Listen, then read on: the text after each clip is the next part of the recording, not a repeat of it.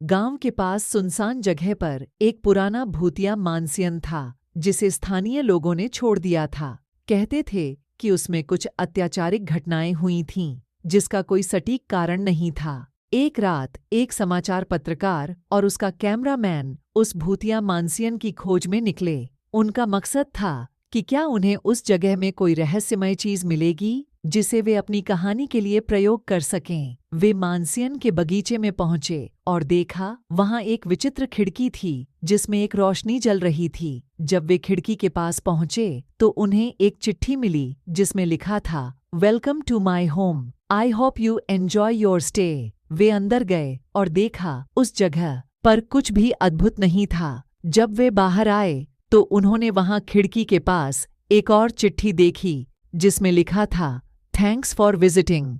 उन्होंने खिड़की से बाहर देखा और देखा उनकी कार के आसपास अनेक पत्थर रखे गए थे जिन पर लिखा था, get out of my home. वे डर के मारे भाग निकले, लेकिन जब उन्होंने अपने कैमरे की फुटेज देखी तो उसमें वहां कुछ भी नजर नहीं आया। क्या यह सब केवल एक सपना था या फिर कुछ अन्य था जो उन्हें उस विलय की ओर खींच रहा था? दरअसल वे वास्तव में उस भूतिया मानसियन में एक रहस्यमय प्राणी के सामने थे जिसने उन्हें उसकी असलीता का एहसास नहीं होने दिया। उसने उन्हें अपने जाल में फंसाकर उनका मजाक उड़ाया।